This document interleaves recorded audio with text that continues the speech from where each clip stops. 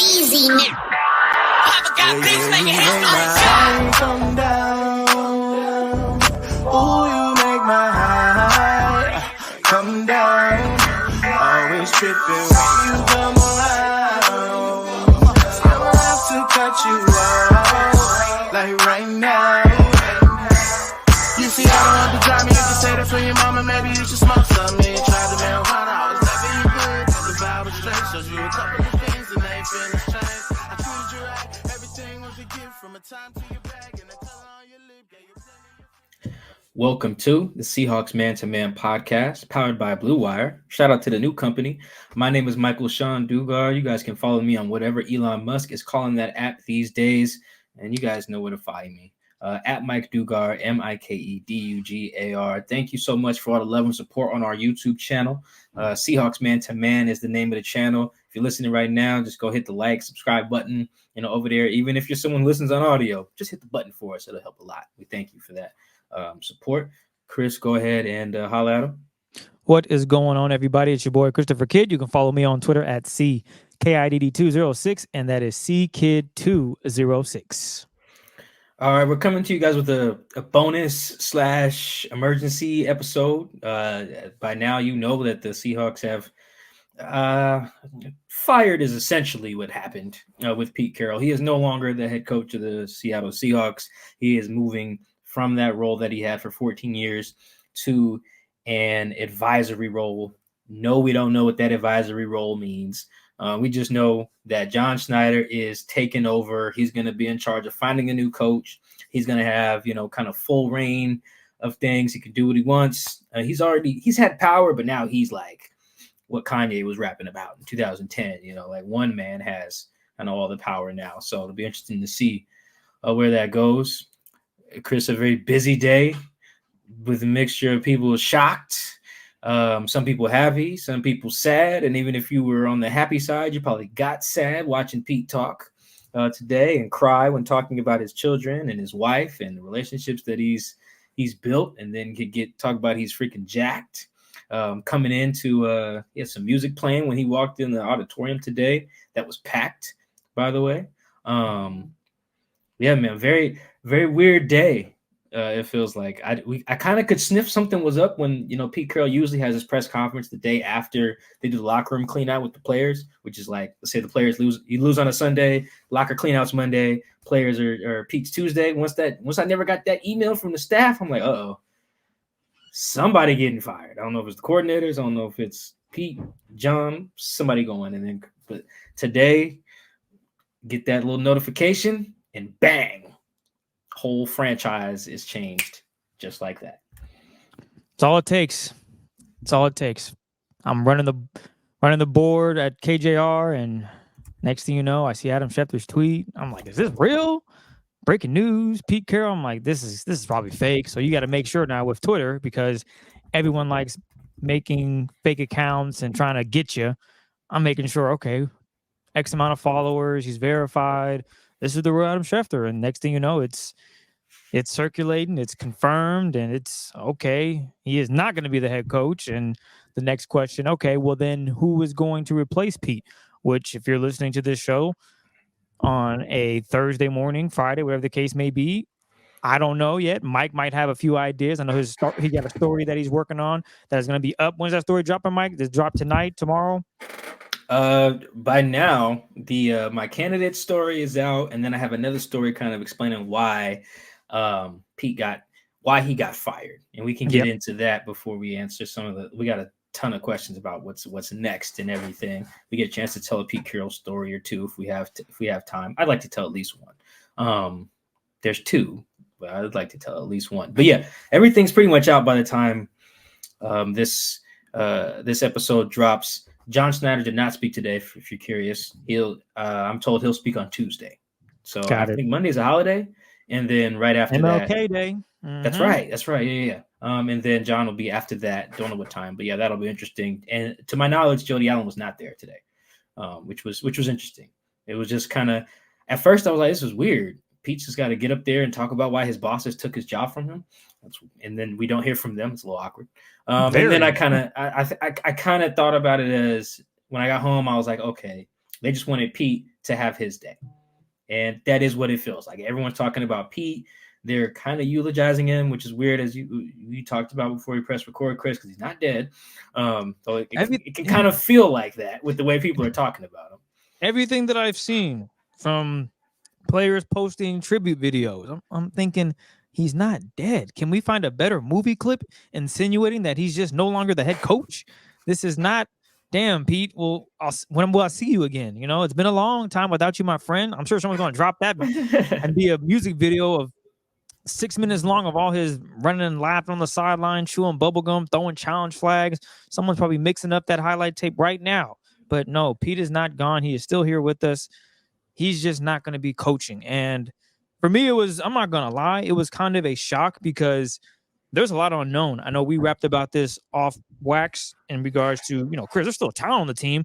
Yes, but how much of that talent's going to retain? If anything, it's going to be a lot of young talent that's already pretty much on the roster. Devin Witherspoon, DK Metcalf, JSN. You look at some of the veterans. I mean, Quandre Diggs is likely going to be on the roster. He just did a restructure last season, so he's good. Yeah, Tyler, Quandre, and Jamal all restructured their deals this offseason. Yes.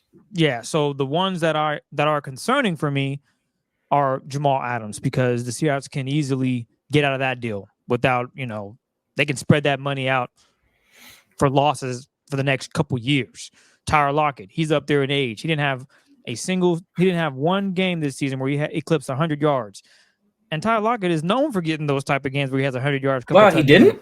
He didn't have a single game, Mike. Oh, wow. I should have known that. I was at all the games. I just didn't. That's just a little quirk I never picked up on. Yeah, I didn't pick up on until the end of the season. Someone, I think, listening to KJ talk about it, I think either KJ said it, someone said, and I was like, I looked it up. I couldn't believe it. I was like, there's no way. He had to get a game where he had 100 yards. And that just shows, okay, but what can we go get a young guy? So could he possibly, what's his future? And he was all in with Pete Carroll and vice versa. And then you look at Bobby Wagner. You're looking at center stones on this team. And now you have pretty much, in this scenario, removed the big guy on campus. He's no longer there. He's no longer going to be the head coach. I look at Leonard Williams. I wonder how much of Pete Carroll played a role into him. Well, he got traded here, so I guess he didn't have a choice. But now in this scenario, he kind of approved, okay, yeah, I would go there though. That makes sense. The Giants kind of was like, we about to trade you. Where you want to go? Okay, so which is nice of the Giants. Good for them. Organizations do not always do that. Sometimes, like Quandre in Detroit, you just wake up, you're taking a nap with your daughter. Something I can really relate to now. And you wake up and you're like, what the hell you mean I'm about to board a flight to Seattle? That's crazy. Yeah, so, okay, in that regard with Leonard, he kind of had a choice. Well, obviously, he chose Seattle for a multitude of reasons. I would imagine Pete Carroll being one of them, how Seattle runs things. Obviously, he probably did his research. His agent knew about Seattle, and they thought it was a good deal. He played, I think 7 games with the Seahawks, if I'm not mistaken, Mike? I think Leonard played 10. 10 okay, so he finished 10 games with the Seahawks. Clearly an impactful player, but now Pete's gone. How big is that going to be for him to re-sign? That's something you got to think about, because a lot of these dudes are probably in Seattle because of the culture that Pete has and what Pete brings. And now that that's gone and they're bringing in, dare I say, a new voice, how does that change this entire roster? How are things going to look? I know a lot of fans, they want to be in Super Bowls. Well, I don't know if they're going to be a Super Bowl team next year. There's a lot that is unknown. With Pete Carroll coming back and to see what the team does, I can give you a take in March and April after the draft, late April, and say, oh, this is a Super Bowl contending team, or they're still missing a few holes, obviously, blah, blah, blah. Now there is the unknown. There is key players on this roster that we know are studs, and then there are players that are thinking that we are thinking of that are saying that we were saying, okay, they're a lot older. I know this is very cliche, but the Seahawks going to bring them back. How big of a role is that going to play? If they don't bring Bobby back, who's going to play linebacker? Jordan Brooks wants to play a certain spot. Is he going to be comfortable moving around? They still got to draft defensive linemen. If Leonard Williams goes, that leaves a gaping hole. There's just a lot of uncertainty. And Mike, you'll probably find out more and more as the day progresses, as time goes on. But right now, I feel there's a lot more questions than answers, which is fair. It's understandable. This is the path that the Seahawks organization wants to go in. Now we all will just wait and see what comes next. And hopefully for fans out there, they're getting closer to what they want, which is obviously another Super Bowl. Because who doesn't want that? More pods for us, more opportunities to go out and travel for Mike, going to a Super Bowl, doing a podcast. That's great. Doing a feature story on whatever happens down at the Super Bowl, that's even better. So opportunities come from that. But right now it's, oh my goodness, can this team be even good next season? And yes, they have some players on this team that without question, they can be good, but there's going to be a lot of questions. Yeah, a reason for like trepidation. Ooh, that's a good word. Make sure I use that correctly. Yeah, a reason for that was because Pete Carroll so much of the team had been built in Pete Carroll's image, for better or worse. Yes. Now the hope is, and he kind of gave the Seahawks a floor. They never won fewer than 7 games, I think, with him, which is pretty. It's not the Mike Tomlin streak, but that's pretty impressive.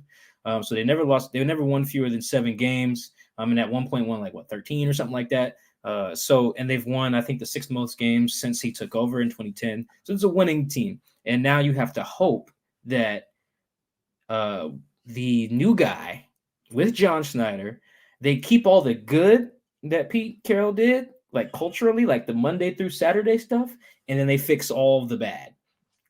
That's like a perfect marriage. That can happen. It definitely can happen. There's just no guarantee. And then, you kind of knew what you were, not kind of, you knew what you were getting with the Pete Carroll team, at least in theory. At least you knew what he was trying to do, with whoever the new guy is and whoever all his new coaches are, because I feel like you got to just basically clean house there.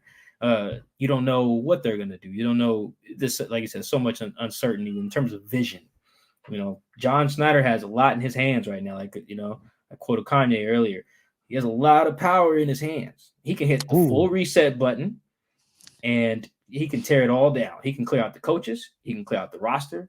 He can be like, yo, I am in charge, and this will now be shaped in my image, through my vision, through my core tenets, whether that's always compete or circle of toughness, and he keeps all that stuff. He can be like, nah, we're throwing all that out the window. Reminds me of that scene in Johnson Family Vacation when they're in the road trip, and they arguing over the music, and Bow Wow's character just takes all the CDs, and he's like, Marvin Gaye, shot, and throws them all out the window. Like he throws a few CDs out the window. But the point is, John could do all that. I don't know if he will, but the fact that he could it speaks to kind of that uncertainty, particularly culturally. John's always going to just try to find good players, right? Like, duh, he's told us so much about his roster building mindset, but it's the culture part that's important. Something that I thought of a lot is why this happened, why they fired Pete, or why he's transitioning. Transitioning also sounds like he's dead, so I don't want to use that either. How about he is in a new role? Yeah, why he's going to this new role, of which we really know no details of. And I think it really comes down to this. And Chris, we're probably going to have to explain this to people. They're going to see us everywhere, barbershop, football field, in the street, whatever. Why they fire Pete? We're going to get asked this for probably the next, our barber said that to me. Yeah, that's the first thing Mike said. Yeah, he was like, Chris, bro, what they doing? I was like, yeah, so. I mean, I think I know, but I don't, man. Here's the simplest answer. Pete Carroll had a vision, and it was no longer, his vision, for whatever reason, was no longer being carried out by the players and his coaches. It just didn't match. Pete Carroll has never wavered in what he wants to do. That's his whole thing. When he got fired from the Patriots and before he took the USC job, it was that year, I think that was 2000, was about finding himself, about finding what he's going to die by, live by and die by, but particularly die by. And he found that. It was like some stuff he's talked about this whole time. Always complete the circle of toughness, own the line of scrimmage, do right longer than the other guys. Like I could spout all this stuff off the top of my head because he said it so much, right? He found all those things, and for a long time, the teams embodied that. Like I was watching an old Marshawn interview the other day. It actually was last night. And like you could just feel Marshawn, how he was connected with Pete. Same thing with Russell, and then how all of those kind of island of misfit toys defenders came together they all have their own personality, like Cliff and Mike B and Bobby and KJ and Earl and Kim and BB, but they all at the same time matched Pete's vision, and the on-field product reflected that. Like they had a vision, carried it out. For the last however many years, Pete's had the same vision and the same philosophy. He hasn't wavered, and it has not been carried out. Like, it is not. From the let Russ cook debacle, and I call it a debacle because of how it didn't clash with Pete. From that stuff to his defenses not doing anything that he really wanted. For a while there, they were just not limiting explosives, couldn't rush the passer, like bad stuff. But at least they did the first thing, which was stop the run. Now they're not. The last 2 years, not even doing that, and that really is like, all right, man. If you guys can't, you're doing none of the stuff that Pete is preaching. It's because he's preaching the same stuff. You know he is. I was thinking about, Chris. I was talking to somebody today, and they were talking about, this is one of his former coaches or one of his former assistants. They were talking about how his impact on the game, so much of it is actually going to be about tackling. Like the Seahawks used to be so known for tackling, they would show videos of how the Seahawks tackled to other teams to be like, hey, this is how you tackle. And then look at what we've seen like this last year. They can't tackle. Like they can't. And heading into their Week 18 game with their season on the line, it was like, yeah, we got to go back to the basics of tackling. Think that's crazy. That was like when I thought about that earlier today before we recorded, when that coach mentioned that to me, I was like, yeah, that is pretty crazy to think that like that's how far things have kind of fallen. That's just one example, but yeah, that what Pete Carroll envisioned was no longer being carried out. And when that's the case, you kind of can't be the coach anymore. It's not as simple as like losing the locker room or whatever. It's not even as simple as maybe guys tuning you out. Whatever it is, it's just not hitting. This is not hitting enough consistently. And once that happens, you can't be the guy running the show. And that's perhaps what was told to him by Jody or Burt Cole or John Schneider this week was like, dude, you got the vision. Like, we agree with it. Run the ball, play good defense, be great on special teams. Like, yeah, every coach is doing that, but we're not actually doing it. We're theorizing it, but we're not doing it. It's supposed to be like, I think, therefore I am. It was like, I think, but we not it. And exactly. That's how you end up getting that call. Like, yo, hey, man, how you feel about this advisor role? I don't know what that is, but that's what Pete's about to be doing now. No, that's true. And to take a page out of your book and movie references and quotes, I got one for you, Mike. How about in Spider-Man? When Uncle Ben. Which one? There's a million Spider-Man. The first one that came out in 2003, the originals. Peter Parker and Uncle Ben in the car chilling, and he looks at him and he says, Peter, with great power comes great responsibility. Those words can be echoed to our man, John Schneider. Because right now he's going to embark on a journey where he is literally calling all the shots. All right? Because in the past, it's been what? Pete Carroll personnel. We talked about off wax about Pete wanting some players, and maybe John like, yeah, no. And then he's like, no, we should do this. And they have a discussion. They're not butting heads. They're just having a discussion about who they want. John got all the power now, and that's going to be a lot of responsibility that comes with it. Now the finger's going to be pointed at you. At so many times, it was like, oh, we know Pete had a lot to do. Like, I can't confirm this, but I'm very confident that Pete had a lot to say with this move. Was John all the way in? I don't know. But for the most part now, well, not for the most part, moving forward in 2024, 2025, that's John. There's not going to be, I wonder what Pete had to say about that. Was Pete all the way in, or was this a John Schneider move? Now it's literally John Schneider. And Pete had a little funny joke. I forgot what he said. He was like, "You want the hot seat? You're in it now, buddy." Something. Oh yeah, he was like, yeah, John's gonna take over. He's like, you gonna learn now, big fella. Yeah, exactly. Yeah. So it was that. He meant that. Oh yeah, 100%. Because it ain't easy. It is not easy. And Pete, he's been with the Seahawks for 14 years. It was successful. He was able to bring in the Legion of Boom.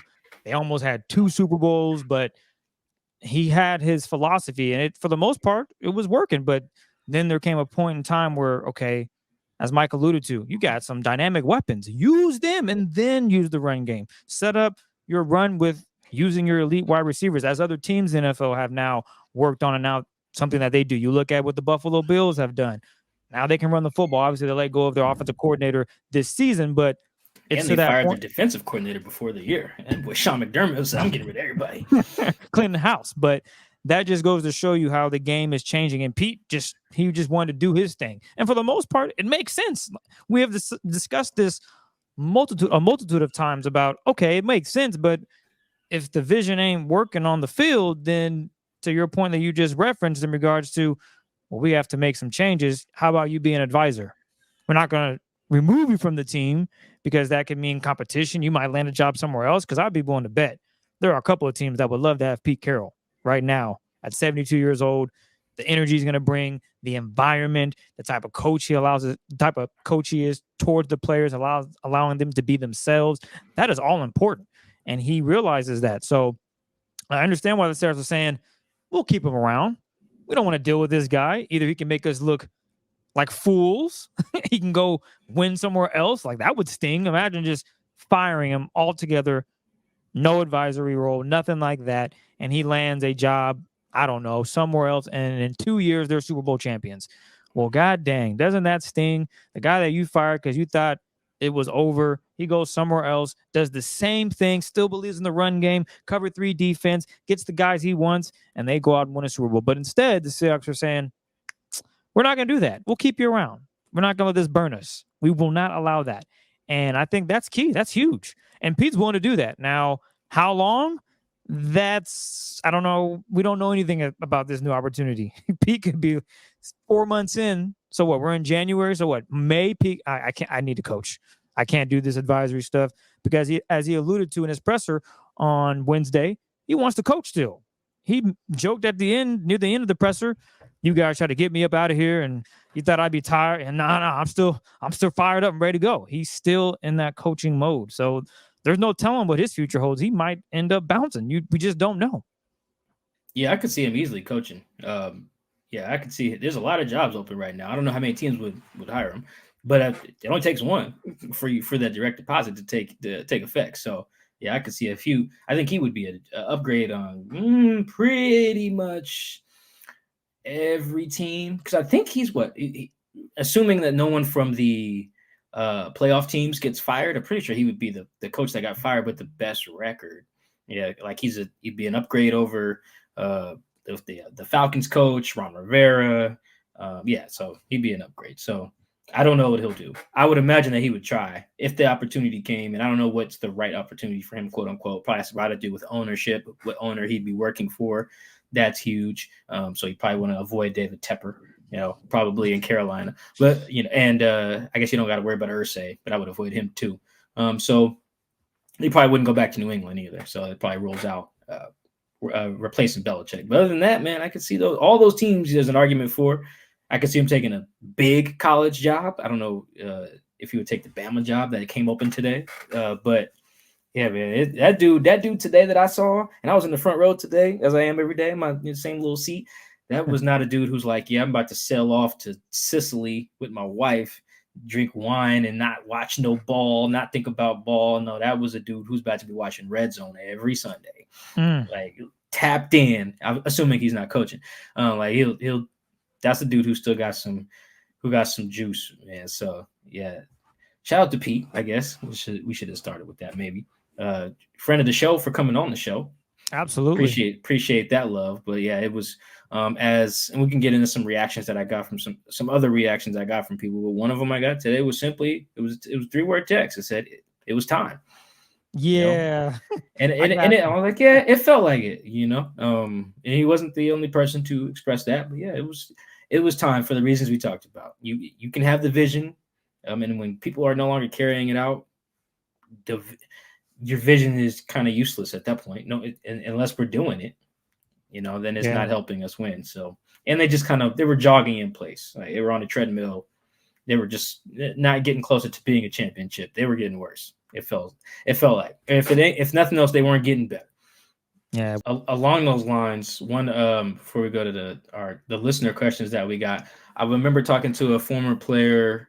Russ was still on the team. I can't remember his 2021 season. Yeah, I think it was after the 2021 season. So before they traded him, I was like, who would you get rid of, Russ or Pete? And he was just like, I get rid of them both. And I was like, oh, word? He's like, yeah. So just hit the reset button. I can't remember if he said he would keep John or not, but he was just like, I remember he was the only person who was like, yeah, I would just get rid of them both. And I was like, oh, that's interesting, because everyone else kind of took a side, like, oh, here's why I want Pete, here's why I want Russ, or yada yada. And he was like, nah, I'm good on both of them. Let somebody else take over. And now we get that scenario. and we will see how it goes. Yeah, there's really not much else to be said in that regard. But as Mike just alluded to, we got some Twitter questions, and we're gonna get through as many as possible because without Twitter questions, the show's over now. No, I'm kidding. But we want to thank you guys for taking the time to ask questions because we appreciate all of the love and support. Mike, I apologize. I put my phone on the charger. Can you send that text you sent me from one of the listener questions to my cloud? And I can pull it up on here. I can do that. Okay, and I will pull up some other questions and start with those instead. So here we go. We'll start with All Bono. My apologies for not having my notifications turned off. You heard that ding. From All Bono, does Dan Quinn intrigue y'all as a replacement? Dan does a little bit. I reached out to some people today who were just kind of feelers, like, hey, who do you know? My two questions basically to people today were, what's your reaction, and who do you think should be the replacement? Right. And I got Dan a few times. Somebody was like, it's got to be Dan or no one else, right? They were like, Dan's the only option they should go with. And I was like, oh, that's interesting. I did find it funny though. I was telling somebody this the other day. Actually, no, earlier today, I was like, it's funny how they want to get rid of the guy who threw the ball at the one to lose the Super Bowl and replace him with the guy that blew the 28-3 lead in the Super Bowl. It's like, you guys are just asking yourselves for some trauma there. But he intrigues me. I'm not fully on the notion that it has to be someone from the Pete tree to kind of continue what he's doing. I feel like if you fire Pete, or if you just, at the very least, you take away his coaching power, I think you are well within your right to at least experiment with someone who's not from the tree, who's just like, hey, I have my own school of thought. I've been around the block. I've been here, and here, and this is what I think about life and football, and here's how I want to implement that. It's not just like, hey, I learned from Pete, so I'm a good coach. I don't think it has to be that. If you hire DQ, I think you hire DQ not because he's a Pete guy necessarily, because he's the right guy. And that's debatable. There's some other guys I like as options as well. But I think that's what you have to view Dan as if you hire him. I don't think it's just like, it's just, he's like Pete adjacent. I feel like that's bad logic on that. I like the idea of like, just find the right guy, no matter what background he's from, what tree or whatever. Like, you should just like that he's the right guy. If you need like a Pete adjacent type of vibe, you still have John, right? And the same ownership. Right? So you got some pieces still remaining from what was good. You don't need to just like, all right, we're just replacing everything, but Pete, just get a Pete adjacent, Pete disciple. I don't think that's how it needs to be. I will say, and we're going to talk a lot about candidates, as a general rule, I would prefer you get a guy who's going to call the offensive plays, just because in this kind of climate that we're in with coaching hires and cycles, let's say you hire a guy who, whether he's the offensive coordinator or defensive, or whether he's an offensive minded guy or a defensive minded guy, if you hire someone who doesn't call the offensive plays as well, then you get a situation where you have some success. Even if you don't win a Super Bowl, you have some success and your guy's getting poached. And that can happen pretty much every year. It's not guaranteed to happen, but it can. And then you just need to replace that guy. That ruins your own continuity. Whereas like how the Niners have it and how the Rams have it. Who else calls the plays as a head coach? How the Dolphins. LaFleur. Does LaFleur call the plays? I think he does. Yeah. So you got the Packers, Dolphins, Shanahan, McVay. There's probably some others we're missing, but like those are some good. That's enough. You guys get the point. No one's really. I mean, they can take Frank Smith from Miami, and like you can take a Shane Waldron from McVay. I don't know if and you can take a run game coordinator like Mike McDaniel from Shanahan, and you know what I'm saying? You can take these guys, but you're still keeping the guy. And when you can keep the guy and he's your head coach, that means he's leader guy and scheme guy. That would be, in theory, the perfect setup, because if you hire a great OC, let's say you hire Dan Quinn and he hires, who's a good OC? Let's say he just hires like Brian Schottenheimer, right? Just hires an OC. Well, if Shotty kills it, then Shotty's probably gone. You know what I'm saying? Like, and you just have to replace him, and it's continuity and everything. And who knows who he takes with him? Say he takes your O-line coach with him. He takes your running backs coach. he takes your passing game coordinator or something and gives them all promotions at the new spot with a big raise. You know what I'm saying? So that's it. I'm okay with the DQ thing because I think he could be a good leader of men. He's done it. He's had success as a head coach. I'm not a big fan of hiring a first timer for this particular position. So I'm intrigued by it a little bit, but I'm not like slam dunk on DQ where a lot of people I talked to today, either on the phone or via text, that was their guy. They were like, yo, DQ. And for me, I think the thought process is bad. You should hire DQ because you think he's the right guy, not because he's like a Pete adjacent guy. This next one comes from Junior Varsity. What do you think about the possibility of Dave Canales coming back to be the Seahawks head coach? Same thing on the Pete adjacent guy. Do not hire Dave because he stood next to Pete for a while. That's dangerous logic to me. We've seen that backfire with Belichick disciples. Some of the McVay guys seem to have panned out. I think like the Vikings dude is a McVay cat, and then so is I'm missing one, a big one. Oh, the Bengals coach. So it can work, but I've just never liked that logic. And for me, this is nothing really against Dave. I think Dave's going to be a fine head coach when he gets that opportunity. I think he should get opportunities. Like he should be considered for the Panthers, Commanders, like some of these teams are maybe in a rebuilding mode. But I think with the pressure that's going to be on whoever succeeds Carroll, it's not totally the same as like this pressure on whoever replaces Nick Saban in Alabama, but it's not totally far off, man. The person who replaces Pete is expected to win. This is not like I don't think John's going to hit the reset button on this. I would be very surprised because of how much John talks about growing up a Packers fan and wanting nothing more than every year for the Packers to be in contention for the championship. It's what he grew up wanting and desiring. And he brought that same mentality here.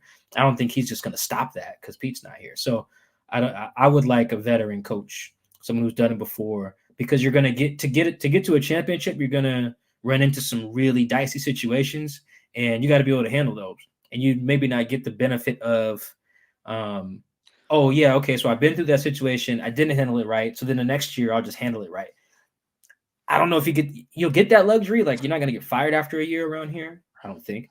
But like, I would prefer someone who's like, oh yeah, no, I remember when I was the head coach here, we went through this, and that. We went through a player going through like a paternity lawsuit, and one of my guys getting a Dewey, and one of my coaches beefing with one of his guys, and like some random media thing that you have to deal with, like all these problems you got to solve on top of being a good coach. I would just want someone who's kind of dealt with all that before. So I'm not, you can kind of rule out for me pretty much any first timer in that regard. Not because they probably wouldn't be good. I just feel like I want you to come in here and try to win right away. It's going to be hard no matter what, but I feel like a guy who's done it before who will navigate all of the challenges that comes with succeeding Pete a little easier than a new guy, I think. What are chances the Hawks go with a young offensive-minded coach, despite everything you just said, Mike? And this comes from @Rosebug_22. Yeah, I mean, I do think that's on the table because that's what's hot right now. Man, I think there's some defensive coordinators getting a lot of love in this cycle. I think Brian Flores might even get some love. The Bengals DC might get some love. Can't remember his name. First name Lou. There's a few guys. Dan Quinn, obviously. He's going to get some love. So some defensive guys will get some love. That makes sense. Vrabel will get a lot of love, although he's probably being viewed as just a head coach at this point, not just like, oh, I'm promoting a defensive cat. So I think it's probably about 50-50. John knows ball, right? He does. So I don't think he's just necessarily going to flow with the trend because that's what you need to do. Like, he just watched Pete Carroll oversee some of the best offenses in franchise history. He's seen a defensive coach in Pete Carroll. I think this is really unique about Pete. I was thinking about this after Drew Lock's Eagles game. Chris, we've seen a few different quarterbacks now look like the best version of themselves playing for Pete Carroll. And that's from a defensive-minded coach. You know, that's not from like a former quarterback guy or like a quarterback guru like Andy Reid or something. Now, these guys ain't lighting it up like MVPs, but, I mean, we saw the best version of Drew Lock, I think, under Pete. We saw the best version of T-Jack, rest in peace, under Pete. So clearly seeing the best version of Geno under Pete. We've seen the best version of Russ by a mile under Pete Carroll. Like, so because of that, I'm kind of projecting my own thoughts onto John's thought process here, but I'm going to do it anyway because the show's named after us. I think that if John looks at it that way, which he probably will, because I know John knows ball, he doesn't feel like he has to. Oh, I got to get the hottest, offensive guy. The offenses haven't stunk really. They've lacked some identity, but they haven't stunk. So I think it's probably about 50-50. I don't get the sense that John would be like, yo, I gotta hire the new up and coming whiz kid dude. Nah, man, John's a smart guy. He's been around for a little bit. He's gonna hire the best guy, or who he thinks is the best guy, not feeling like he has to go hire some whiz kid who doesn't have a beard yet. This next one is from @Gova52. Based on the current offensive personnel, which offensive coaching tree would be the best fit? This is a good question. If you are going to pull from a tree, I would go Shanahan. I don't think it matters a ton really, but I do look at some offenses where we're just getting the best versions of guys like Tua. He's being coached by a guy from the Shanahan tree, and then look at him, man. I mean, and the most recent example that probably stands out to everyone is C.J. Stroud. You look at C.J. I believe they're I can't pronounce their coach's last name, but their OC's first name is Bobby. Another guy who's in the coaching cycle, but he's pulled over from, I believe he's a guy who came from the Shanahan tree as well. I have to double check that, but that was the tree I would pull from. I don't think that matters with your personnel at all. I just think you should do that. But in particular, if you are going to have a pocket passer, that's probably why I would pull from that. Now, if they had like a mobile cat, like if I was trying to hire someone to work with Justin Fields, I think they fired their OC today. I would hire someone who has a history working with running quarterbacks. That's probably what I would do. I don't know if there's a tree for that. Maybe just hire Greg Roman, I guess. He was the OC for Tyrod the year they went 10-6, I think, in Buffalo, I believe. He's coached Tyrod before. I don't know what years, but he was Lamar's OC as well and Kaepernick's. So clearly that dude can get some brothers on the move. He'll get your run game right. So I think if you have a pocket passer like the Seahawks do, I would. The Shanahan tree is my go-to. I mean, if you could hire Shanahan, it'd be great. Can't do that, obviously, but that's the tree I would try to pull from. Alex Holden drops in and asks, is Bieniemy even an option for head coach? Yeah, I've been poking around on that, and I've not gotten good feedback. And it's not even like this is mystery stuff. Like you just Google his name and read some stuff from players who played for him in Kansas City, players who played for him in Washington. It just sounds like he's interviewed, I think, for like 16 teams. I just think he's not getting the job. Whether that's fair or not, or it's because he's a black dude, or because of his coaching style, because of stereotypes that go along with his coaching style when you are like a former running back and running backs coach and all that, I don't know. But I just have a strong feeling that dude ain't getting no job. At least no head coaching job. I think he's getting considered for the Commanders gig, but I would be very surprised if he gets that. So I think I put him in my coaching candidate story, but that's just because I just was kind of throwing in a name at that point. And then while I was researching him for that part and then talking to some people, I didn't feel good about it. I left him in there because I just, he was in there at that point. I did all the work, put all the numbers. So I was like, he's staying. But like, I would be very, very surprised if he gets hired in this cycle. And I think I think he just kind of has a bad rap around the league. Like it didn't take that long for me to just ask like a few people and be like, yo, what's up with Bieniemy? And then they'd just be like, oh, A, B, and C. And I'm like, oh, damn. So yeah, I think he's, unfortunately for that brother, I would be very surprised if he gets a head coaching out. Lolly Hoops drops in with the rumors that we discussed surrounding Dan Quinn, mutual interest between him and the Seahawks. Do you believe the Seahawks will actually cast a wide net for a new head coach? And will the coach be evaluated fairly? Yeah, I think so. I really have. I'm giving John the benefit of the doubt in that regard because of what he's talked about in terms of just process. Largely, I'm like applying some of his draft stuff because they cast a wide net in that. And what they've done to kind of like try to find advantages in scouting or medicine or whatever. They'll go to some places to find any type of edge. That kind of spoke to the always compete thing. If you ain't competing, you ain't trying type of thing. And John has a lot of relationships around the league. So I would guess that would be pretty wide. It's not just going to be like, oh, who used to work here? Oh, okay, let's talk to y'all. I just don't get that sense from John just because of how much he's talked about. Particularly if you guys just go back and listen to, maybe not all of them, but I listened to all of his coach his radio show. Remember, he did a radio show every Thursday during the offseason last year. I would listen to all of them live, and then this past season, I went back and listened to all of them again. He was giving a lot of stuff in there about how he thinks about things and how he was kind of brought up by Ron Wolf and then one of them other Packers dudes. Can't remember his name. Longtime cat. But yeah, process is important. If you believe in process, then you're not just going, all right, I got a couple dudes here. All right, I know them a little bit, so let's bring them in. The other part of that is there's the Rooney Rule. So yeah, interview some black people or some women, or they coming for you. It's a funny way to describe the rule because that's basically how it works. If you don't talk to no women, you don't talk to no black people. I mean, you can talk to some like Asian coach, Hispanic coach. We gotta get the point. If you better talk to some people that ain't white, or we coming for you. That's basically the Rooney Rule. So you got to satisfy that too, and in doing that, you kind of cast a wide net naturally. Tyler at Ty Lance Jones, who is your personal choice for the new Seahawks coaching position?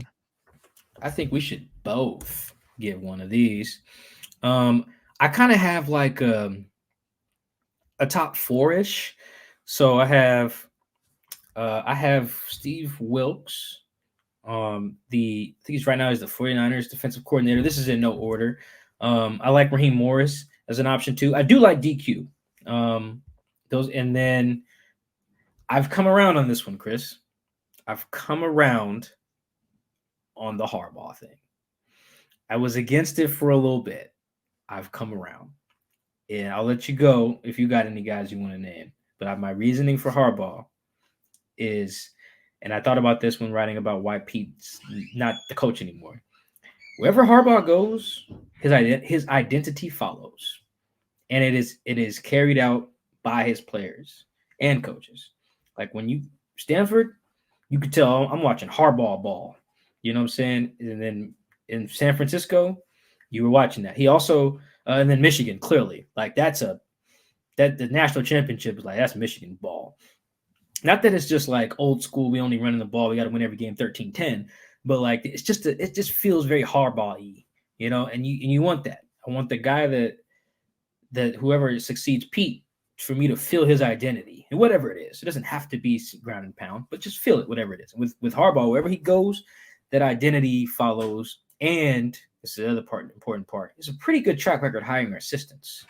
That's pretty important. I think it's different. You're looking for a few different things in college because you need them to recruit as well. But in general, like he's a pretty good, like them Niners staffs that he have are pretty stacked. Looks like his Michigan staff is pretty strong too. So that's kind of why I've come around on him. If he's going to be the guy, and I think he can hit the ground running. I think I'm sold on that idea. I would actually go out and look at maybe Mike Vrabel, a guy that has had a really good running game for years, and Derrick Henry, he was the guy, and Seahawks are known. They've gone up against Henry. They know what he's capable of doing, and one season he actually in the second half exploded. And I like Mike Vrabel. I think he could come to Seattle with different weapons because if I'm not mistaken, I don't know if the Tennessee Titans have ever had a great wide receiver in his tenure or his time. They're not his tenure. Well, he had A.J. Brown. How good was A.J. Brown prior to? He was really good. In Tennessee? How good was A.J. in Tennessee? Was he top 10? Yeah, I think so. AJ was really good, man. He was like all pro one of them years. All right. So with all that being said, now he has DK, JSN, Tyler Lockett. I want to see what he can do with 3 talented wide receivers, maybe 2, depending on what the future of Lockett and what they do next in free agency and the draft, whatever the case may be. And then also with 2 young running backs that are talented. One is a head down, running through your chest. Another can do both, run through your chest and get outside and dance. So I would raise my hand for Mike Vrabel. I think he can do something. I'm not saying he's the answer, but that would be one of my choices, as well as not Mostert, but which is the defensive coordinator for Raheem Morris. Yeah, the Rams Raheem DC. Morris. Yeah, I like what he's been doing, and I think he'd be an interesting fit as well. Yeah, I like Raheem because I've heard that he's a pretty good teacher. And I think in particular on defense, they need teachers. They need guys to like, all right, man, here's how you're going to play. You're still going to be you, but here's how you're going to play to get the best out of you. And I feel like they've been lacking that. They've not had good teachers, which I think is perhaps why we've seen some guys regress on defense. This next one comes from Abraham Newelt. Do you think this had been in the works earlier in the season? So when do you think, Mike, they said, hey, man, we might have to remove you from head coach? We'll discuss this later on in the season. That's a good question. I would guess. I have not done any reporting on this, so this is just a guess on Mike's part, to be very clear. My guess would be during that 4-game losing streak. It was probably like, all right, this guy could be out of here. So what are we gonna do about that? They weren't eliminated from the playoffs until like the second to last game of the final week. So nothing probably official, but I could see some thoughts of it being considered. Shoot, maybe even last year or maybe 2 years ago, not last year, but just maybe thinking, all right, man, we're 6-. What were they? What was the worst they were? 6-7, I think. Yeah, they were 6-7 going into that Eagles game. Like if they had lost that game, probably like, oh boy, he's a goner. But yeah, I could see that 4-game win streak kind of being like, all right, let's have some exploratory talks about the future. I mean, nothing concrete, but I could see the groundwork maybe being thought of at that time, particularly going into that Monday night game. This one comes from Rock Paper Cloud. How long do you think before you can ask Pete questions he wouldn't have answered as head coach? And lastly, people who cover this team so closely get to know people as people. Do you feel some type of way, Mike, about this, how the Seahawks moved on from Pete Carroll as a head coach? Okay, so the first part of that, what was the first part? I'm going to answer the first part. How long do you think before you can ask Pete questions he wouldn't have answered as the head coach? Oh, hopefully very soon. I'm working on a project that requires me talking to him. And he's already agreed, so hopefully he doesn't back out on that. So hopefully very soon. I'm talking like in like a month. So yeah, I hope selfishly very soon. That would make my life a lot easier. As far as the second part, I don't feel a way. I think this is actually pretty respectful. I think Belichick, whenever he goes, will get this same type of, yeah, we're not firing you. We just kind of, getting you out the way. You're just not the face of this thing no more, because Pete and Bill and Mike Tomlin and John Harbaugh, they're the face of their organizations. And they deserve, whenever their time is up, to not just be like Arthur Blank just fired Arthur Smith, the Falcons coach. Like, as soon as they landed from New Orleans, I don't even know if bro put his bags down. He probably got fired on the tarmac. Like, that was at like midnight. It was crazy. Pete not going to get that. And I never thought he would. So this is actually pretty respectful considering how it could have gone. Same thing with, like I said, I think Harbaugh is going to get that. Tomlin's going to get that. If Belichick could be fired by the time this pod comes out. But I think it'll want to be one of those, mutually parting, blah, blah, blah type of things, because he's earned that. I do hope, speaking of the person that Pete is, I do hope that he finds time to appreciate stuff that ain't ball. Not that he hasn't before, but like, I think there's a reason he cried specifically today during the part where he talked about his children. I guess they're not children, but you guys get the point. His kids and his wife, Glenna. Because there's a lot of sacrifices those guys and Glenna had to make to be good sons and daughters and spouse, right? There's a lot of sacrifices that come with that. A lot of him missing stuff, or him just not being locked in, or being what you need at that time, because he's got this obligation as the face of a franchise. It's a lot. So I think it was Doug Baldwin's kind of thank you tribute thing to Pete. Doug mentioned at the end of it, like, hey, I hope you take Glenna on a long vacation. She deserves it. And that stood out because, as you know, we've talked to Doug, and Doug, that's of course what Doug was thinking, because who else is going to because that matters, right? Like, go take your wife, go not think about ball for as long as you can, and think about her and just her for as long as you can. And then your kids too.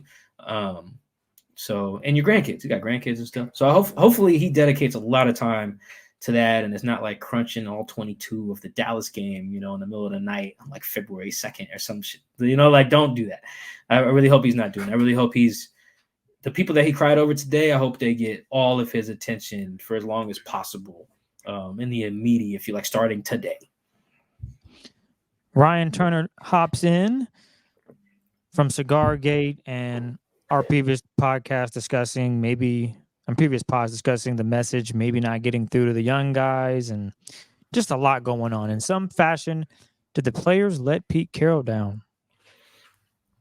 That's a good question. I think that let him down is strong.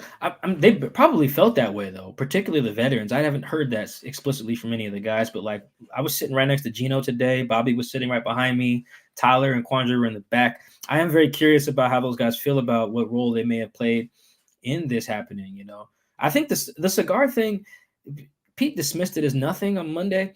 Man, that wasn't nothing. We spent a lot of time on that on our post-game show too. That felt really damning because I was watching and reading some old quotes and stuff from like their playoff loss after the Super Bowl and their playoff loss to the Bears in 2011 or 2010 and their playoff loss to the Falcons. And you could feel the hunger on those guys. It was like, yo, I don't ever want to feel like this again. The next time we get to this point, I want to win a Super Bowl. And as much as you can understand why some of those guys were smoking the cigars and were kind of in more of like a celebratory mood because of what they had accomplished, you could just tell that's not how a Seahawks team gets down. That's not how former players who are used to playing for Pete are like. It's like, bro, why are we smoking cigars? We just missed the playoffs. Like, what? Like, come on, man. Like, we need to.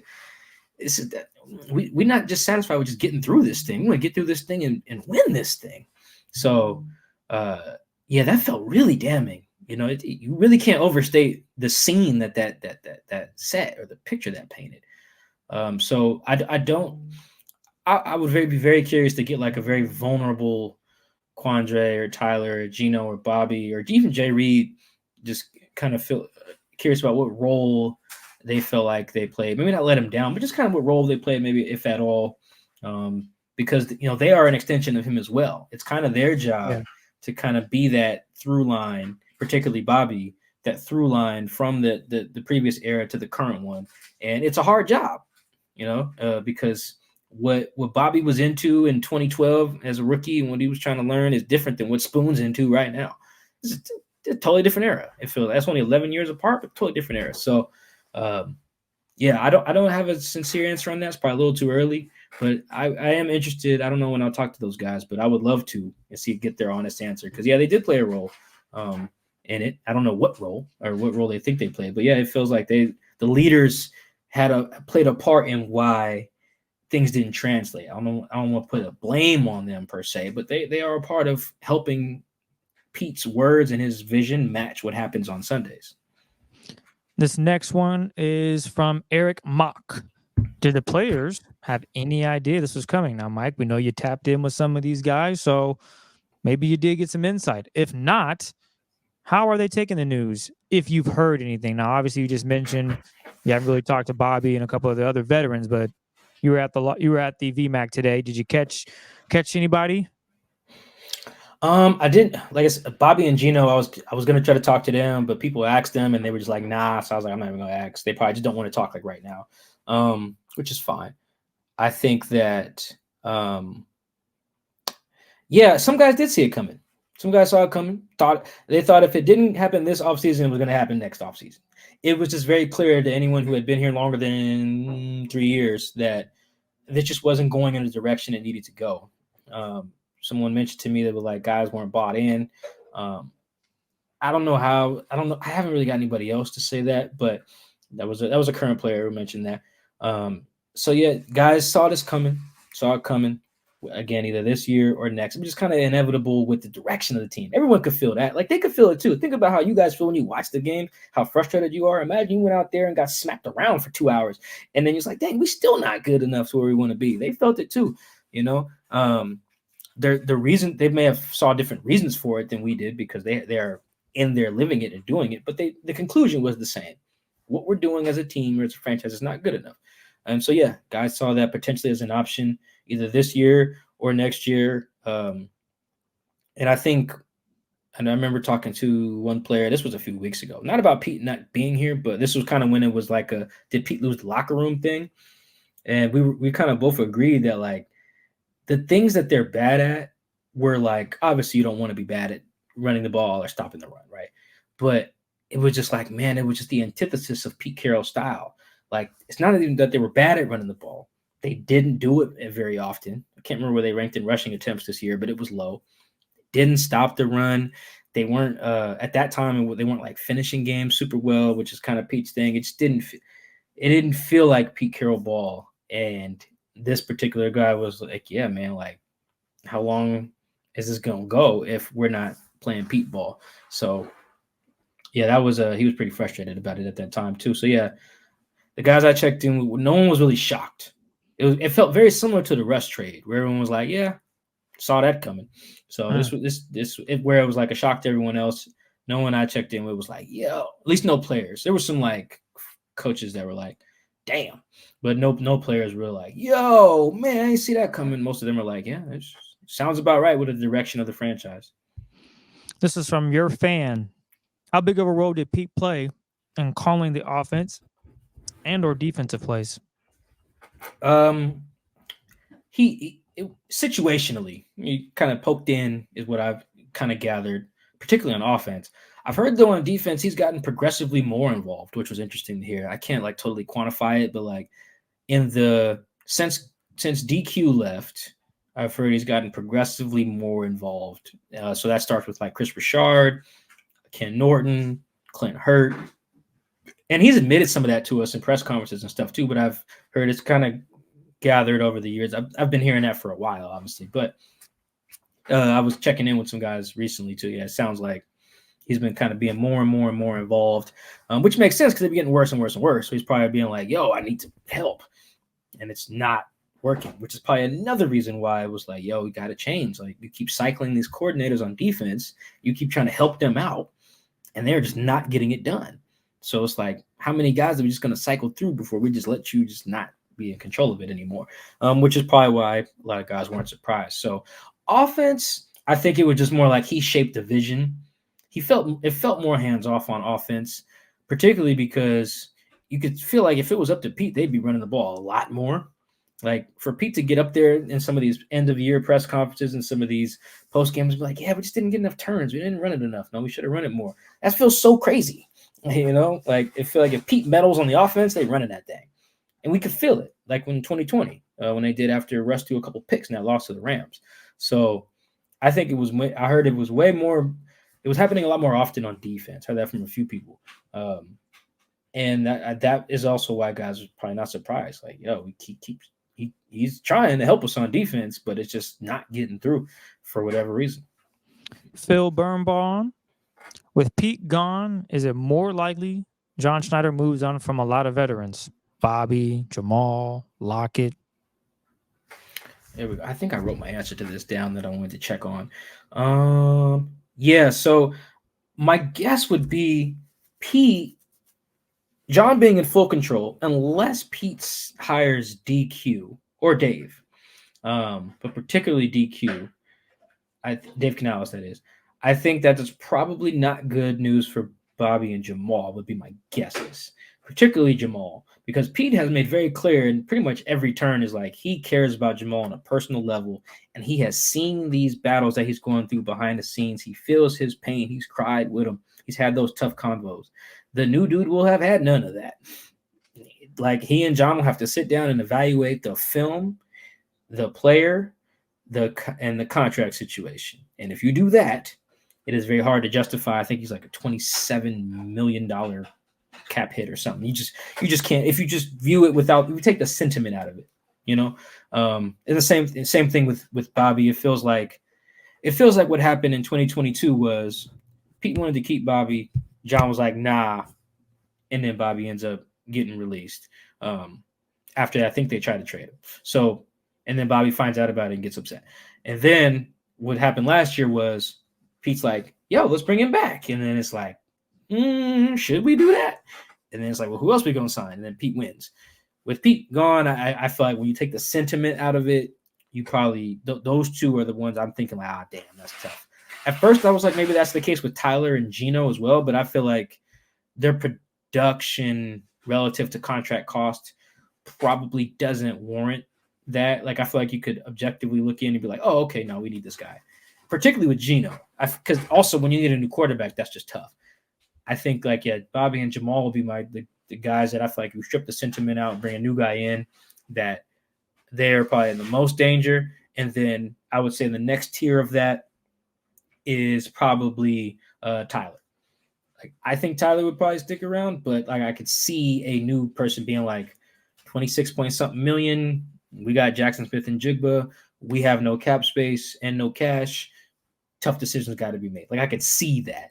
It's hard to make that call, though, and claim you want to win a championship, though, because Tyler is a really good player still. But you could see, like, hard decisions got to be made. If it was easy, they would have kept Pete, right? So I think that's kind of how leaving it all up to John and this unnamed new guy kind of impacts some of the older players on the roster. I think everyone else is kind of in a good position in terms of, like, hey, you're producing to match your salary.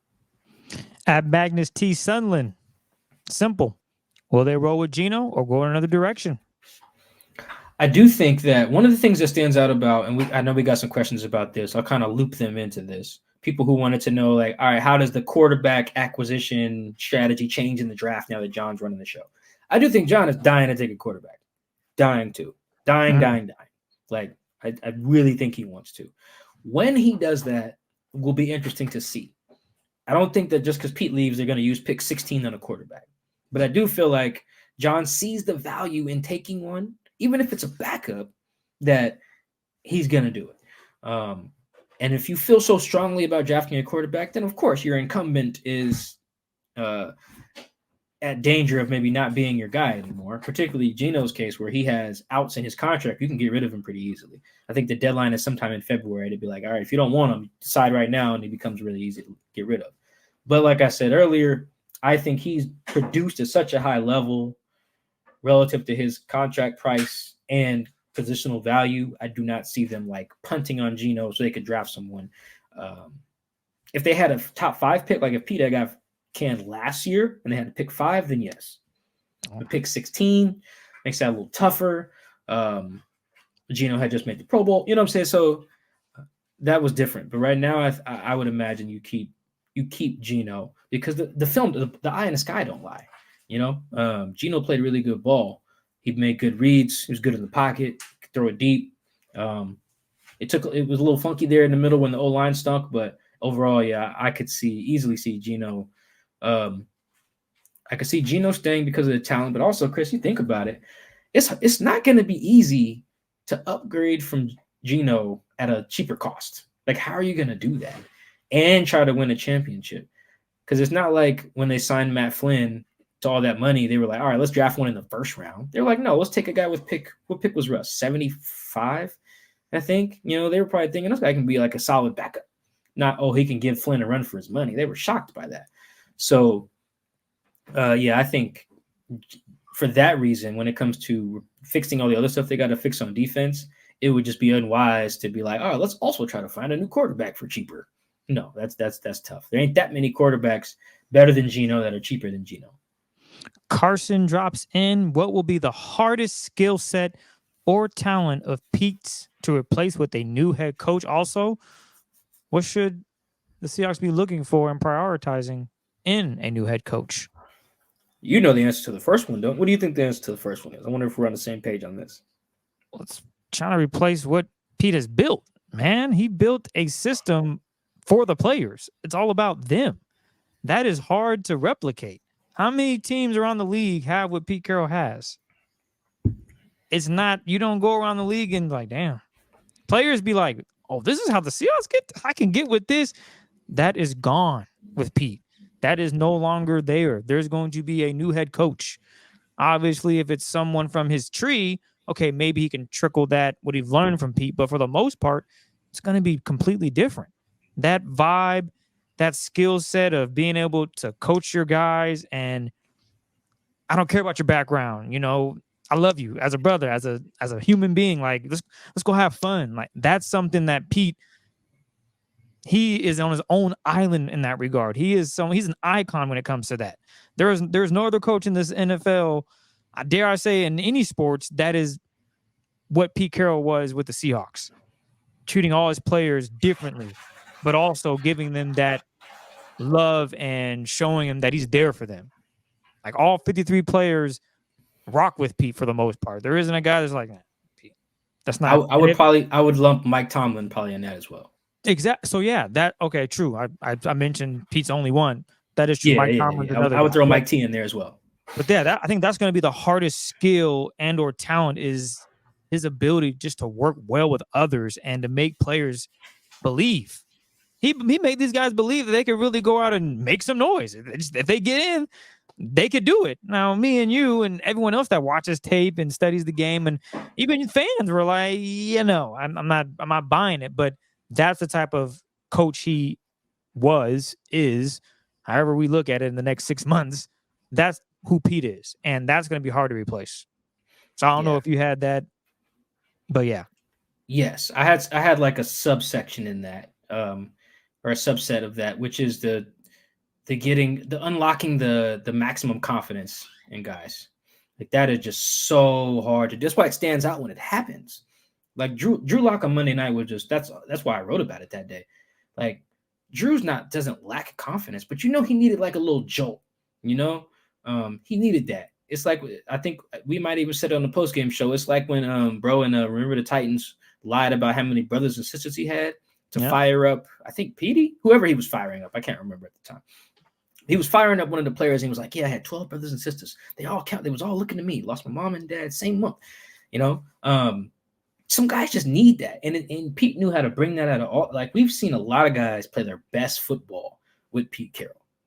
Like a lot of guys play their absolute best. Like whether they were good in Seattle and went somewhere else and weren't as good or weren't nearly as good, or they came from somewhere else like a Drew Lock, like a Geno, or some of these other guys, even like Michael Bennett, or there's tons.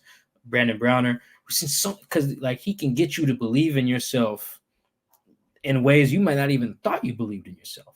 It just unlocks that and keeps it consistent and unwavering. That is very tough because that's kind of more zen. That has very little to do with like football, So that is going to be that goes into what you were saying too about the connection with the players and the culture and the vibe. That specific thing though is where I'm thinking like, man, Pete really had dudes believing they could do whatever. They could just be the best version of themselves, like the very best. And that's going to be hard. That is by far the hardest little subsection of what you were saying. That is going to be like the new guy. I don't know if I ever match that because that's just rare stuff. Holly jumps in. Do you think Schneider will choose a defensive or offensive-minded coach? I would guess offense, unless he just hired like Vrabel or something. But I would get Vrabel's not a bad one too. By the way, to your point, he's a good coach. I don't think Tennessee should have fired him, but I can see why they did. You can almost always justify firing someone if you really want to. But anyway, I would probably guess offense, but that's just pure guess. I really am trusting John, giving him the benefit of the doubt because of how much he's talked about process. He hasn't always carried it out in the draft, but you could even tell that he's kind of learned from it. I've had some conversations with him. I'm at the combine over the years where you can tell that he's learned from some of the stuff that you guys are really mad at him for doing in the draft. He knows it was not good and has worked to address it, which is why the last couple of drafts have been better. You can tell he's learned. I could tell he's learned by talking to him, but then the results are also showing too. So I'm giving him the benefit of the doubt in that regard. I just think he'll try to hire the best guy. I don't think he'll care what side of the ball is what. But if I had to just guess, I feel like there's also just more offensive candidates. Maybe I don't have a number in front of me to quantify that, but like when I went through my list today, I had like 20 names on it. I feel like most of them were offensive background guys. This is from Awk_1990. Is this John Schneider's team now? And if so, what's the vision of the team? We don't know, man. I wish we had a better answer for you. I do think it is his team, to be clear. Like I do think he's running the show. Like Pete said today, he's been waiting a long time to do this. A long time to really, really not have to be like, yo, okay, I got all this groundwork done on this player I like. All right, let me make sure Pete's on board with it. Now he ain't got to do that. I think it's been out there reported a few times that like he really had to campaign. Not really had to campaign, but it took some convincing to draft Russell. Like it wasn't a full consensus in the moment. It took some convincing. I'm pretty sure we wrote about that at The Athletic. Pretty sure. But stuff like that, you just don't got to do that anymore. You don't got to be like, I really want Andy Dalton. Pete, what do you think? Nah. Now you can just be like, we're taking Andy Dalton, which would have been a good pick at the time. So I do think it's his team. I really don't think I don't think we mentioned this already in the show. I don't think this advisory role was really much of anything. Like, I think he'll be in it, quote unquote, but like, I think John's going to just want to cook. You know what I'm saying? Like, it's like Chris, you came to Wazoo as like a transfer student. So I don't know if you felt this the same way, but when I came to Wazoo, I wasn't very sheltered as a high school kid. Like, I could go to parties and stuff, stay out late, things like that. When I met kids at Wazoo, particularly freshman year, who were sheltered, whose parents didn't let them kick it and stuff like that, curfews, hard nose on parties and everything. When I met them at Wazoo and they got a chance to turn, like no one was telling them when to come home, it was wilding. It was wilding. It was taking full advantage of all that freedom. I could see John being like that, being like a college kid who was super sheltered, or being like a kid who was super sheltered, goes away for college and is like, I am active. I ain't studying a lick. I'm staying out. What's up? I'm doing everything. I'm partying, drugging, drinking, having sex, everything. You know what I'm saying? I met a bunch of kids like that at Wazoo who like grew up somewhere like Swim or something like that, and he was like, "Yeah, now I'm outside now." So I can see John kind of being like that, and I feel like he'd been given the keys to do that, because the only thing that was really preventing him from that was Pete. And if Pete's willing to step back and let him shine, particularly, that's why I asked Pete today. I said, "Yo, are you going to help pick the new coach?" He was like, "Nope, I'm deferring to John." Boom. That's what told me. That's it right there. If you let John pick his guy and you rolling, yeah, I feel like it's John's team. This comes from one of Mike's good friends, Adam Nathan. Seems like John's ship to steer. Now, do you expect things from a recruitment point of view to be different? Yeah, I'm with you. You kind of alluded to this too. Seattle was kind of like a college, like you come to a program to play for such and such. Like you go to Alabama to play for Nick Saban, or you go to USC to play for Pete. Come to Seattle to play for Pete Carroll. Guys have wanted that. They've heard about it, and they've come here and talked about how much different it is. Whether it's Jamal coming from the Jets, or Carlos coming from the Bengals, Quandre coming from the Lions. I haven't heard Leonard talk about it too much coming from the Giants, but we just had other guys that talk about it. I feel like Cliff has kind of talked about it a little bit too, coming from the Lions. He has. So even Bobby coming back from the Rams, you get these guys who are in these other spots, and they come here, and it's like, yo. I remember talking to Cassius Marsh one time, who was here and then went to the Patriots and then came back for a little bit, and I was like, yeah. So what'd you learn about like the difference between Pete and Belichick and Seattle's culture in New England? And he was like, I don't want to talk about New England. And like, just a hard no. Like, we ain't talking about New England. Like it was Rikers Island or something like that. I forget what year this was, but you guys can look it up. Whenever Cassius was last year. So that stuck in my mind. It was 2019. Yeah, he was like, I'm not talking about New England. I'm like, he said it respectfully, but yeah, you could just feel it. There were some other guys I've talked about that too, guys who have played in New England in here, like Jacob Hollister, I think played in both. Justin Coleman played in both. So like, yeah, no, it's real different. So I'm actually just kind of curious to see, because before I had examples like the ones I just gave you. Now I don't have that. I don't know how a Seahawks culture looks without Pete. Did they take the basketball hoop out? Do they still have the themed days? Turnover Thursday, competition Wednesday, tell the truth Monday. That's all Pete. I think it's like no repeat Friday or something like that. Do they still leave 2 days early on road trips that are out of the Pacific time zone? Is there still music playing at practice? Like, you know what I'm saying? All these things. Pete Carroll was running through whiteboards in the night before meetings. Sometimes he let players run the night before meetings. We call on like Tyler or Nick Bellore to speak in front of the team. I don't know. I'm with y'all. I know all the things that Pete was doing. I know how they resonated with his players and his coaches, but I don't know how much of that's carrying on. I just don't know. I have an idea of what should be kept and what shouldn't, but the fact that we just don't know, that we're all kind of in that boat. It's too fresh for me to have done any reporting or just experienced enough to know the difference. But yeah, it's like we were talking about earlier with John. He can rip out everything we just mentioned. He can be like Techno Thursday, Turnover Thursday, Competition Wednesday. What does basketball do? And he can get rid of all that stuff if he wants. I don't know if he will, but The fact that he could, yeah, man, this could be a whole different operation, and that could, in turn, affect how free agents view Seattle or guys view Seattle by getting traded or just re-signing here. You know, it could affect a lot of that. Got 3 more, Mike. We got Slim. Confidence-wise, how much confidence should fans have in Schneider? I still feel he's a top 3 GM. Am I tripping for thinking that? It's just really hard to know what was a Schneider move and what was not. Particularly, how much of the 2013 through 17 drafts were John Schneider versus Pete Carroll's decisions? And they were making the decisions together, but you guys get the point. Like in those 20, let's run through them. Let's see. Seahawks draft history. Wow, I've searched this so much that pulled up fast. Right? All right.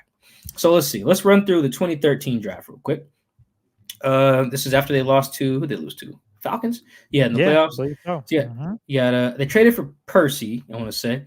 So no first round pick. Christian Michael, Jordan Hill, Chris Harper, Jesse Williams, Daryl Simon, Luke Wilson, Spencer Ware, Ryan Seymour, Ty Powell, Jared Smith, Michael Bowie. Not good. 2014 draft, P. Rich, Justin Britt, Cassius Marsh, Kevin Norwood, Kevin Pierre-Louis, Jimmy Staten, Garrett Scott, Eric Pinkins, Kiero Small. Not a great draft. The next draft had Frank and Tyler, but then had Terry Poole, Mark Lewinsky, Ty Smith, a couple names on there, remember. Not a good draft. Top 2 was good, though, Frank and Tyler. The 2016 draft, this was a really important pivot point, I think, to where the franchise went where it went.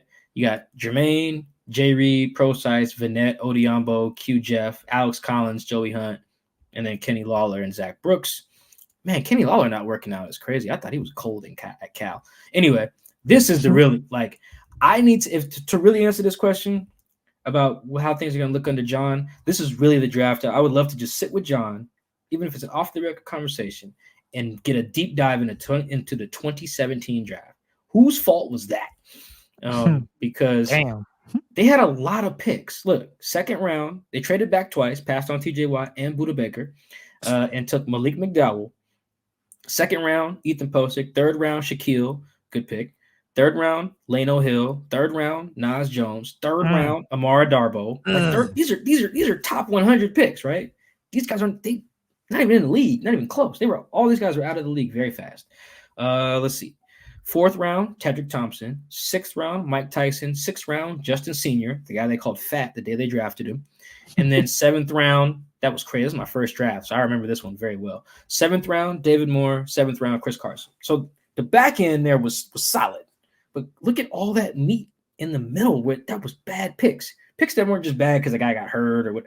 These dudes were all out of the league very fast. And that was a very important draft because that was the draft that if you hit on it, you could transition very smoothly from the Legion of Boom to the next era. And they could not. Because there were some teams that built their teams around those drafts. Like the Rams nailed that draft. The Saints nailed that draft. Both of those teams were in the NFC Championship like the next season. Either that season or like the next season.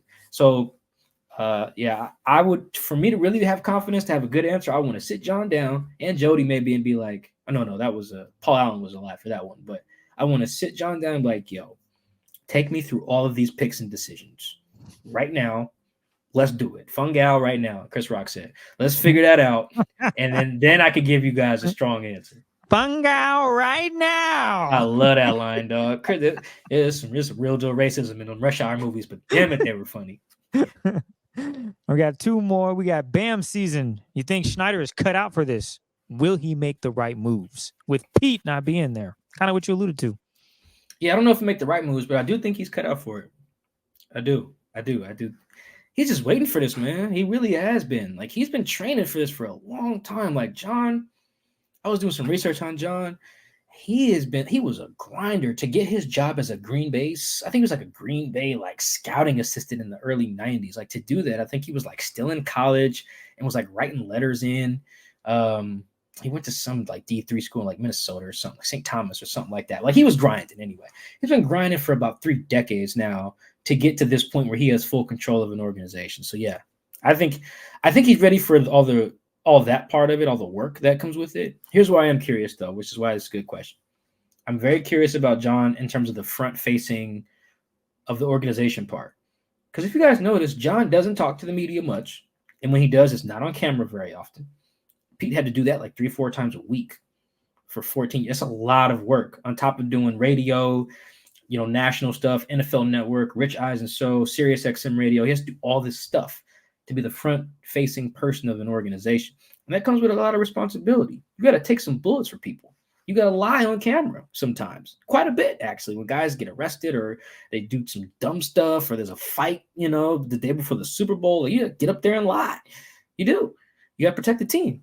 And I'm not sure how John's going to handle that. He's not really a good liar. He's not. He tells the truth quite a bit. You can see it in his eyes. I knew he was trading Russ. When I talked to him at the combine, I was like, oh, yeah. You can't even lie to me? That's crazy. So that part I'm very curious about because that is hard. Right now, John just has to do speak at the combine, speak at the draft while sitting next to Pete, do some radio here and there, you know what I'm saying? Do that little pregame thing he does with Steve Rabel. It's not like having to bear all that, take all the bullets with no plausible deniability. Like he can be like, yo, Pete won an LJ Collier. I didn't. Whether that's true or not, he could do it. Can't do that now. You know what I'm saying? So that's and then you have to go keep answering for it. You can't just chill at Dino's and just talk mess at the bar after work. Nah, man, you got to get up on NFL Network and explain yourself. You know what I'm saying? You got to get up in front of us, not 4 times a week, but you guys get my point. And some guys don't handle that pretty well. You can see which coaches and which general managers just don't like the spotlight or the media. And you can see which ones like Jerry Jones do, you know? So it just depends. I'm very curious to see how John handles that, dealing with us and all the responsibility and kind of not having that kind of buffer coat of armor, I guess you can call Pete Carroll in that regard. Because it's going to come. All these mistakes and trades and stuff, it's not just on Pete. Now it's just really on you. This last one comes from Zach Gabale. I hope I'm going with Zach. What are your personal lasting memories of Pete's time here covering him? Yeah, this sounds like he's dead. So yeah, we had a few people who asked us our Pete memories or favorite moments. Let's see. So Chris, I would guess. Do you have one that's a favorite? Oh yeah, well for me, because I don't cover the team. That's your role. My role is podcasting, and when I'm at training camp, I meet some of the players. I get introduced thanks to you, and sometimes I just go out on a limb, be like, "Yo, what's up? I'm this, and this. Nice to meet you. Whoop-de-whoop." But for me, it was meeting Pete when I met him years ago. Obviously, he probably didn't remember me until we did the pod. To be honest, he sees hundreds of people, and I'm not there every day, so he was probably like, "Yeah, I remember you." No, but I would say doing the pod because I got, intimate setting where he gets to see me now for 40 minutes and talk football and everything else. So that for me, that was that was a cool moment because it's Pete Carroll. Not everyone gets to talk to that guy outside of whatever else is going on in his day. And we got the opportunity to do that. Now, for me, that was huge. That's huge. It's almost to the point where, I'm cool with Coach Holmgren. I remember buying Madden, my parents buying Madden every year during Christmas, and I'd play the Seahawks. And, I'd watch the opening intros, and I'd see Coach Holmgren out there. And I'm like, that's pretty cool. And you fast forward 20 years later, I'm rapping with Coach Holmgren at the studio, just chopping it up. He's talking about LeBron James when he was coaching and how fascinating he was back in the day. And I'm just like, wow, I'm sitting here talking to Coach Holmgren. So that energy, that aurora that I have, it just translated with Pete, being able to see him at training camp. And then, a few years later, he's on our podcast talking. I can't make it up. That was a really cool moment. Rapping with Pete for, I think it was 44 minutes or something. That was fun. That was easily my biggest and fun moment just around with Pete in that regard. Yeah, that's like I have 3. I have a few, but 3. That one, because we got to do that together. That was fun. And we have been trying to get him on the show for so long. And for him to finally want to do the show, like he ended up getting on the show that time because he came up to me and was like, "Hey, we're gonna do the podcast." I'm like, "What are you talking about? We do it now if you want." So that's one. The other one is one you guys have seen. I've probably talked about it here before. Is when he cut practice that day. It was August 2020. And just gave a speech about racism in America. That's right. Mm-hmm. That's gonna stand out to me till the day I die. Tell my daughter about that and any other future kids I have. So that was really important. That was huge. So I feel like we've talked about that before. We And did a then the whole other pod on one, it, Mike. yeah, that one, yeah, that was huge. That was very important because it'll go bigger than any football thing, any game he's ever won. That'll always be the biggest thing for me. And then the second one is sort of tied to that. It was in 2021, and I went back and found the YouTube clip of it. So you remember when John Gruden said all that racist stuff in his emails, and he got fired? Yes, 2021. Unfortunately, Yeah, and then somebody asked about it in the press conference about like the larger like treating people right, I guess, or no. The questions were like more like about the procedural stuff. They were like, Pete, are you worried about like the are you worried about how like the emails got out? Are you worried about just security among NFL coaches or what? It was just weird. It was weird coaching, weird phrasing, and he just took it to a place of like, hey, treat people right and everything like that. It was he kind of got his stuff off about like more like race in America or just treating people right. I think John said some homophobic stuff too. And after all those questions, I think all those questions were by Art Teal of Sports Press Northwest or whatever. And after that, I came in with a question about Geno because Geno was about to start against the Steelers. So I was like, hey, something about Geno. And he was like, oh, wow, I can't believe that's where he took that question. And I thought that was weird. And then he answered my question. And then I think it was that day or the next day. Pretty sure it was that day. At practice, I was waiting to talk to, that would have been Norton, I think, because that's who we get on Wednesdays. And Pete just comes up to me on the side. He was like, yeah, man, I thought you were going to ask about like some of the Gruden stuff or like the stuff that had to do with like that Art was asking about like racism or something like that. And I was just like, and it led to, I don't need to rehash the whole conversation, but what that led to was me explaining to Pete, like, because the first thing I said was, nah, I hear you, but like, look around that room, bro. I'm the only black person in there. Me and Maz Vida, shout out to Maz. It's like, but I don't want to have to ask all the race questions all the time. You know what I'm saying? Sometimes I just want to ask you about football. Like sometimes I will ask you about stuff like that, but like I don't want to feel like I'm obligated. Like, oh man, something racist happened. What does Mike think? You know what I'm saying? And then I broke that down to him, and we ended up talking. Well, I thought it'd be like a little quick chat. We talked like 40 minutes. Like he was waving off like meetings he had to go to and stuff like that. So just us on the field, him drinking a smoothie for like a long time.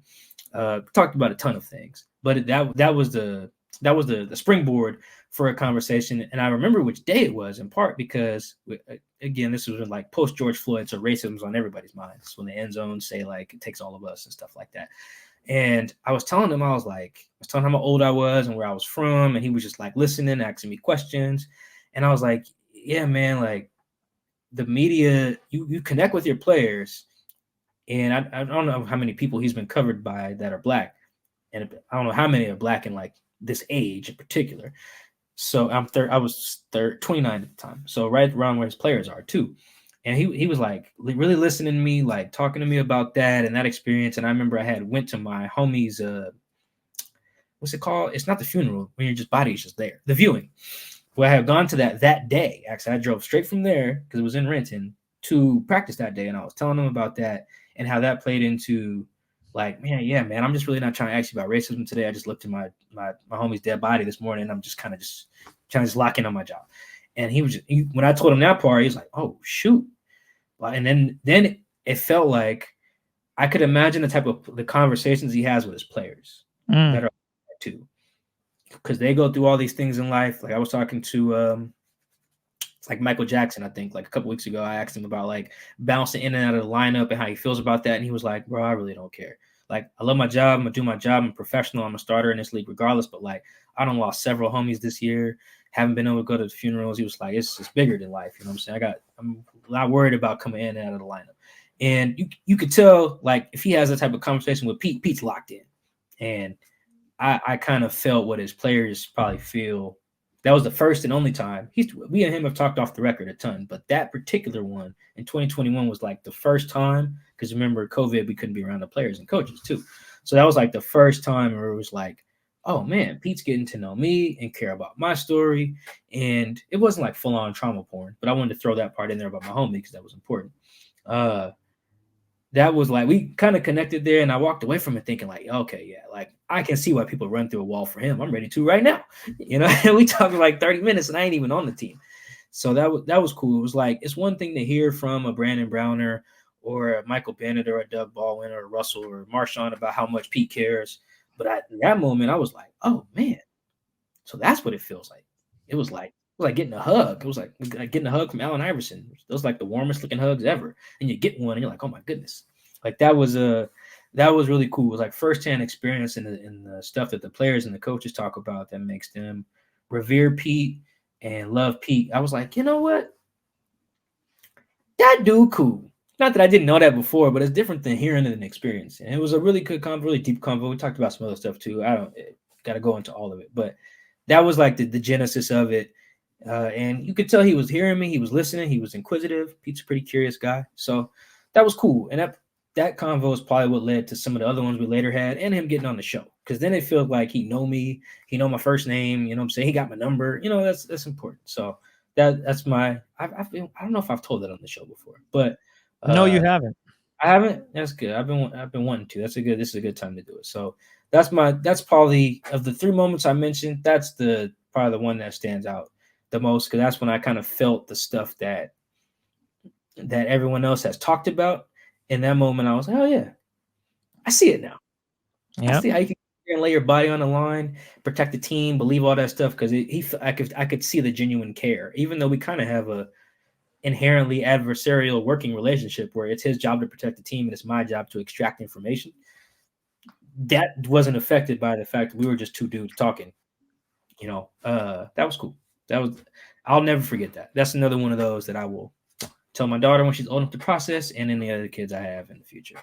There it is. Well, look, we appreciate you guys for hopping on and tapping in with us on this emergency episode. As you guys now know the news about Pete Carroll, he was no longer the Seahawks head coach. He's going to be in an advisory role, whatever that means.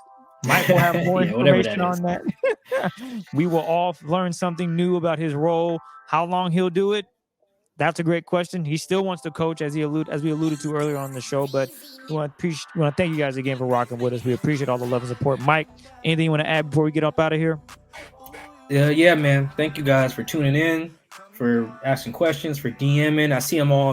Even if I respond late, see them all. Appreciate all the love, all the tweets, all the texts, all the YouTube comments, podcast comments. All that stuff is amazing. We appreciate the love and support. Off-season, regular season, thank you. We will not be here without you guys. On that note, we will catch you guys next time. Peace.